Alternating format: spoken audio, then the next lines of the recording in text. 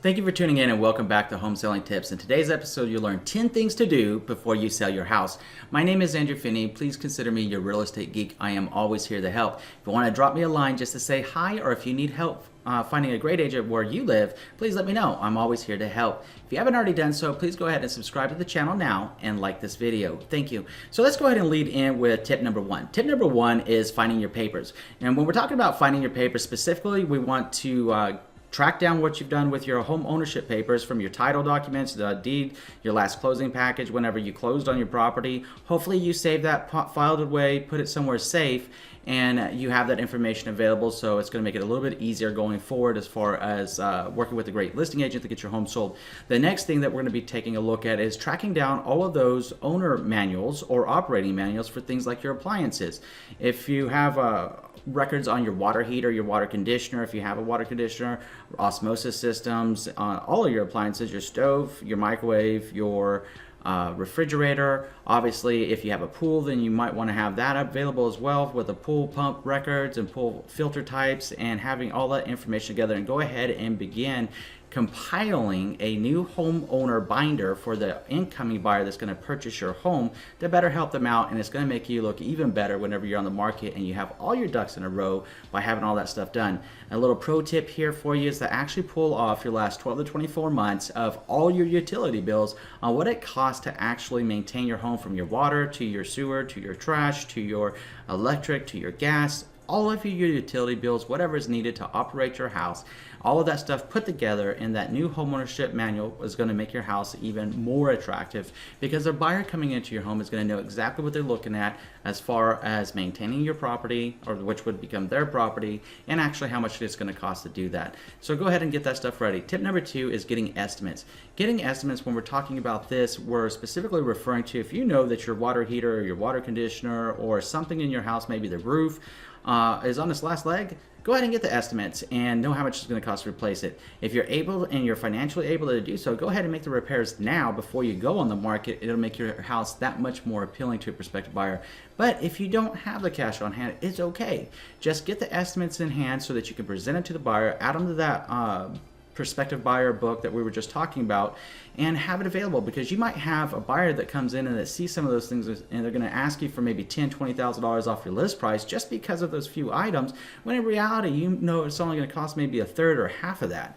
So if you have that stuff ready to go and you can prove it with the estimates, it's going to help you negotiate a better price on your home. So tip number three is actually straightening up your mailbox. Now, why would we want to straighten up your mailbox? It goes to a little thing called curb appeal. The more that we can do to enhance the curb appeal of your home, the more attractive it's going to be looking to a prospective buyer. Think of your house and think of it as like kind of playing Match.com. We're essentially asking a buyer to come into your home and to be attracted to your home enough that they want to marry it, because in reality, most buyers are going to marry a 30-year mortgage, aren't they? So by doing that, then you're going to be able to attract that buyer into your house from all those little details by paying attention to your curb appeal, cleaning everything up, and making sure your mailbox is straightened up so they don't question what kind of home maintenance was done on the property. The better that it looks, the less likely they're going to think there was any issues with your home maintenance, even if there were. But you want to disclose if there were any major issues in your seller's or property disclosure report. Always be honest there. But just simply making it look good, you're going to attract some people. So tip number four is declutter. So you know it's time to declutter whenever you've been living in a house for a long time, and when you go through it, then it's kind of a liberating experience, really, because we don't realize how much stuff we have in our homes until we get ready to move.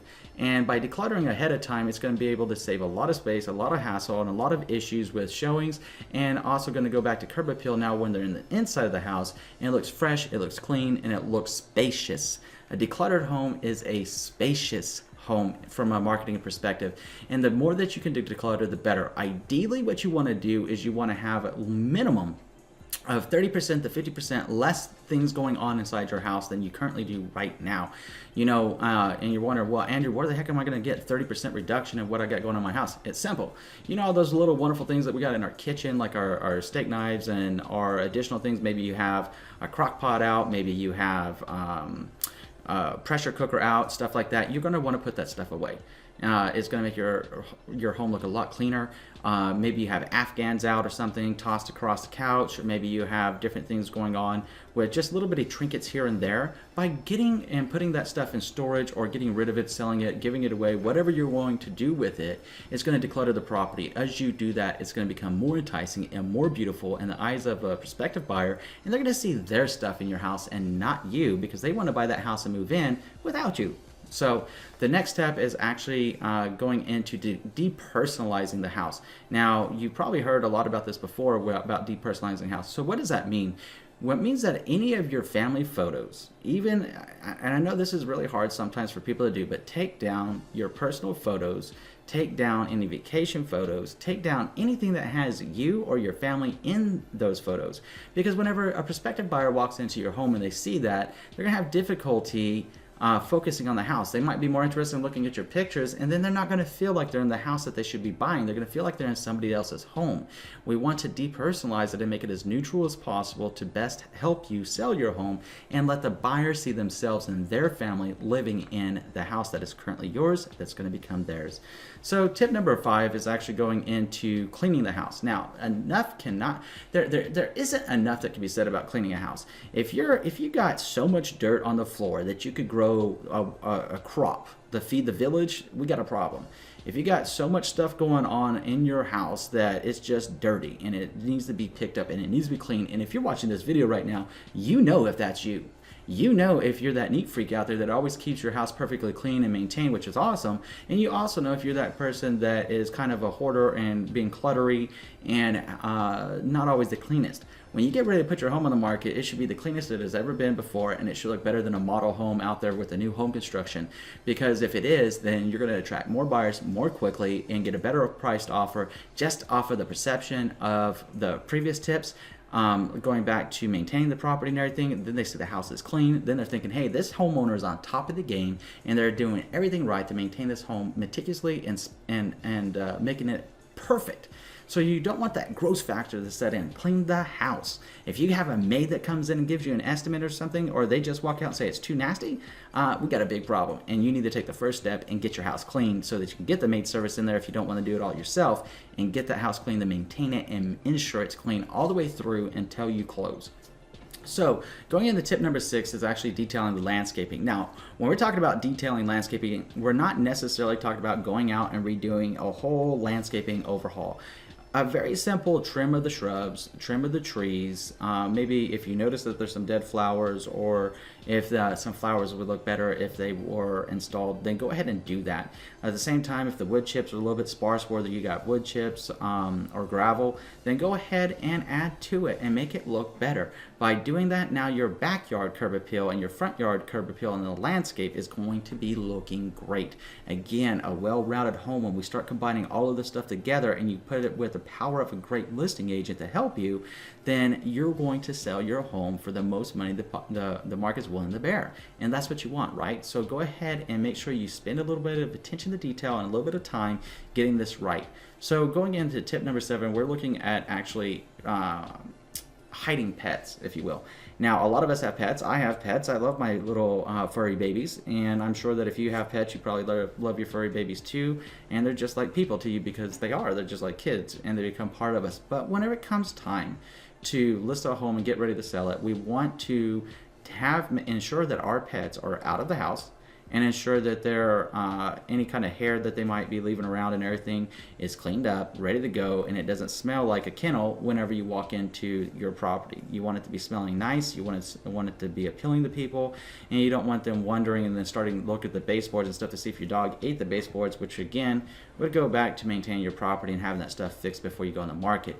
Every little thing that you can do with attention to detail now is going to save you huge amounts of time and help you get more money when the time comes to put your property on the market. So going to tip number 8 is, if you have kids, it's the same thing as pets. We want to have the kids out of the home, ideally. And ideally, we don't want you, the seller, in the house whenever it's being shown either. But by having the kids out of the house, then any kind of mess that kids typically make, as far as accidentally spilling something when they're in a hurry and you're trying to get everybody out of the house, or crying, or any kind of situations that would go on that could disrupt a prospective buyer from looking at your house and actually seeing themselves living there, would be a wonderful idea to go ahead and remove the kids from that situation. It'd be easier for the kids anyways, and it'll be easier for the people that are looking at your home to buy it. So then that brings us back all the way around to the 10th point right now, which is take a breath, relax, and take some pictures. And the reason that I say that is every home that we live in, it becomes our castle. It becomes our domain.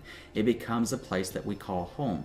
And we build a lot of happy memories. Hopefully that's what we've been doing. We've been building happy memories with our friends, our family, our loved ones, and enjoying our home. And it's important to take pictures of that and take stock about that and actually save them into a online portfolio or maybe a physical picture binder of just memories. Because if you do have kids, whenever they do grow up and they leave the house and that was the childhood home, it'll be something that will be massively impactful to you as you grow wiser in years and as you get older in years and as they get older in years, to look back with fondness and love and memories of the place that you once called home before you went on to your new home. Having that is going to just kind of give you that peace of mind and peace of a warm heart of having it there, and always knowing that was one phase of your life's journey. Anyways, if you have any questions about this video, I'm going to put my contact information up. Please feel free to reach out to me. Again, if you need help finding a great agent, shoot me a line. Even if you just want to say hi, I am always here to help. If you haven't already done so, I'd like to ask you to do 3 things. Number 1, please subscribe to this channel. Number 2, please like this video. And number 3, please share this video around with somebody you know it's going to be a help. Thank you so much for being here. And between now and next time, I'm wishing you and yours a lifetime full of love, wealth, abundance, and happiness. Thank you so much for being here. Enjoy an amazing day.